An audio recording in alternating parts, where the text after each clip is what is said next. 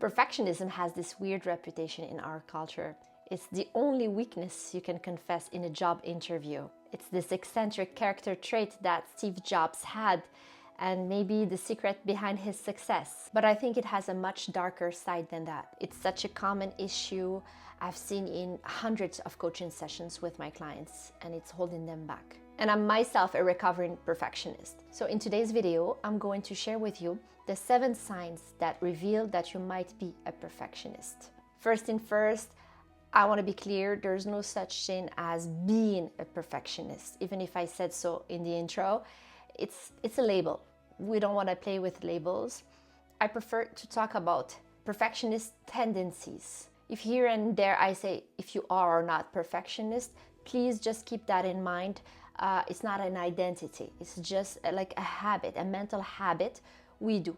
This reframing is very important because if you think you are a perfectionist, you get stuck in this prison and that maybe you're like that and you can't change. No, it's a behavior that we do and we can decide not to do it. What is perfectionism? It's a striving for an impossibly high standard. You are obsessed with doing 100% in everything or having 100%. You're chasing like an impossible standard. It's this belief system about how life should be, not how life does actually work. So it's always about how I should be right now in my life, what should have happened to me, what I should have. And in every case, what actually did happen never measures up to our judgment of what should have happened. It puts us in this impossible psychological trap, and usually for a lifetime, if we don't see through it or ask for help. And the world we live in is both unpredictable and constantly changing. So trying to attain this ideal, unattainable standard is crazy. And it sets us up for failure and frustration. Plus, perfect to whom? Perfection is completely subjective and nobody's going to agree on what it means actually to be perfect. Everybody's going to have a different definition of what perfect means. So now let's talk about the biggest signs of all is that you are never satisfied with the work you do. It's never enough. You have this belief that things should be better, meaning your current result that you have is not enough. There is a problem with it. And this is why you need to improve. Versus what you have is good enough and you can work hard to find sufficiency in what you have and at the same time try to improve yourself. It's very tricky because it's about right now not being enough. You are thinking maybe that you are not worthy, that this is inadequate, or that you are inadequate because you have not done a good enough job. You are trying to get better from this place. And this is the problem. It's that for sure improvement, self-improvement and growth is a good thing if it's done properly, coming from a sufficiency place. So perfectionism, the problem with it is that you discount the progress you are making right now, the steps towards your goals. What matters, the only thing that matters is the end result, the end outcome. Have you achieved it or not? You don't really care about the progress you are making along the way and maybe that you are getting better or you don't even see it. So now the second sign I see in my coaching sessions is the fact that you are spending way too much time trying to improve something, a work that you are doing. And even if it means 1% improvement, you will even sacrifice your sleep or your lifestyle or your rest just to get that slight improvement. And you'll often do this despite being a diminishing return of your investment in time. And you know it because when you work on something and you know, it's good enough somehow, it can be scary to just let it go and, as we say in the tech world, just ship or get out of the building or publish that book that you have been writing. Because this is the thing, it's more comfortable to optimize and perfect a work than to just publish it and show it to the whole world and be at the mercy of judgments of other people. So perfectionism, this is what leads me to the third sign, is a very big fear of failure, is that you are very concerned about what others might think about your work. which can be paralyzing. So you might put in a lot of time, more than needed, and you revise your work over again and again, you check it, knowing that you already have a long to-do list of things you need to get to, and it will put you behind to spend too much work on this thing rather than starting something else. But it's very scary. Like, fear is a crippling concept for you if you're a perfectionist. It's the worst case scenario, what people will think about your work. Because often we confuse our self-worth with the work we do. And we often forget that we are human beings, not human doings. And people that don't indulge in perfectionism, they have a different relationship with failure. For them, of course, as you know, as we hear that all the time in personal development content, either you fail or you learn. You know, failure is just, if you make a mistake, it's just data. It's just something you need to learn and go back and improve. It doesn't mean anything about you, your worthiness, your adequacy as a person, nothing. So if you make mistakes along the way, it doesn't mean anything about you. It's just a learning opportunity. It's no big deal. You can start over again. You're not critical towards yourself. You know, you're not panicked when you have errors and mistakes, and you are not critical towards others that make mistakes also.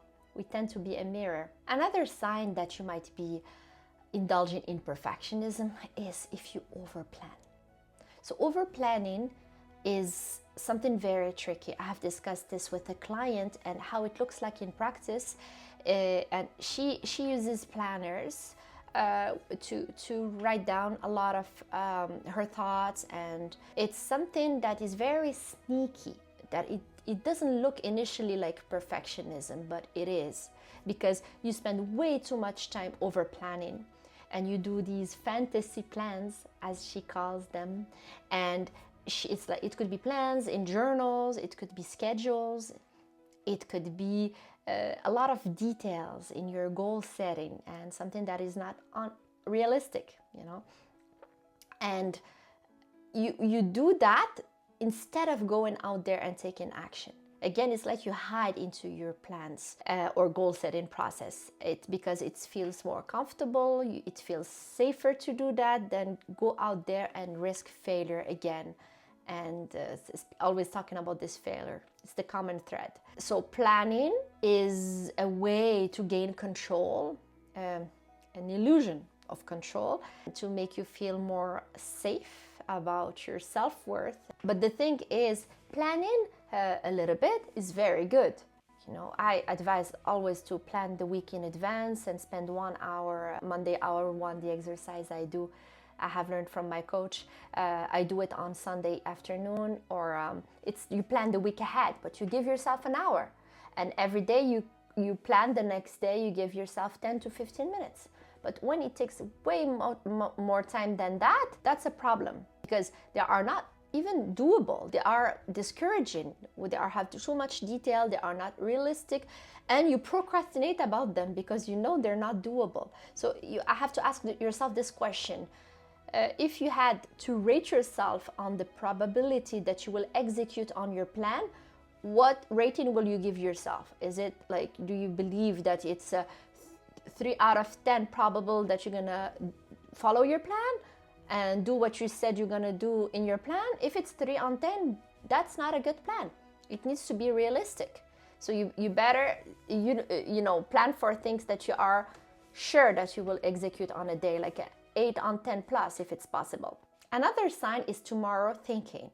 It's that tomorrow is better than today to get started, because today it's already messed up. It's already not perfect. So starting tomorrow with a clean slate is better. We want that clean, fresh start. This is the thing. You make a very fancy, elaborate plan and you tell yourself you're gonna start tomorrow. That's a recipe for disaster and a sign of perfectionism. The best moment to start is now. Even if it doesn't feel like it, it is. Readiness, like feeling ready to do something, is just something in our imagination. There is no such thing as feeling ready or not. Of course, It's very important to prepare yourself, a minimum, you know. But there is a difference between having a minimal viable preparation to do something and feeling 100% ready. We never feel ready to do anything. You just have to dive and feel the feelings and do it anyway. And what is sad about this is that when you constantly wait for tomorrow and procrastinate, it's that you never make progress on your goals and you never follow through on what you said you were going to do in your plans. So it can really be destructive for your self-trust and self-confidence because you are out of integrity. Basically, you don't honor your word and you don't respect the promise you made to yourself. And so this is like the darkest side of perfectionism that I see. It's this. It's very, it hurts a lot. Emotionally, it's very difficult also for the mental health when you see yourself always falling and not being able to do like these impossible things that you said to do. This is why it's very important to see through these signs so that you are able to recognize them. And it's only when you have this awareness that you can change things. Because if you don't see them for what they are, you can change. If you've been struggling with perfectionism and you don't find a way out and you've tried a lot of things but you still seem to be trapped in this prison, please reach out to me. The link is in the description down below. We can have a free consultations together and I can help. Another sign is that you are underwhelmed by small, consistent action. You know, the tiny habits principle. For you, it's all or nothing. And again, it can, if you go for the all and you overplan and you overdo it, you get overwhelmed. And then you can't continue because it's chaotic in your mind. It's boring for you, the small, consistent actions. So you can't like tone yourself down. And it's a sign of perfectionism also, to be able to be satisfied with small daily actions because, you know, science have shown that this is the way to get further faster. It's by doing tiny habits. And I've learned this concept years ago from the book Tiny Habits from BJ Fogg. So we saw in this video with all these signs that, I mean, the consequences of perfectionism are huge on your result because we've seen you tend to delay starting things, and if you start, you are more likely to stop. You have challenges to finish the work. So your outcome, your productivity is impacted. And also your emotional well-being because you don't feel good about yourself when you indulge in perfectionism. We know we're not supposed to do it, but we still do it because it's too scary to get out there or to just let go and feel these feelings of messiness and being unready and move on to the next task. Emotionally, there can be a lot of shame. For instance, if you make a mistake and you don't have a good relationship with failure, so you feel bad about yourself for nothing, and it doesn't mean anything about yourself, but you have these feelings of inadequacy and shame, you will have a lot of quitting in your life and a lot of inaction and self-sabotage that you don't really understand where it's coming from. You feel embarrassed about the current results you have because you feel they're not good enough. So it destroys your self-confidence and your ability to move forward. So it's really terrible when you measure yourself up against the standard that you can't meet. So now that we've seen the signs of perfectionism, you can click in this video to find out what are the solutions to overcome perfectionism. Thank you for watching.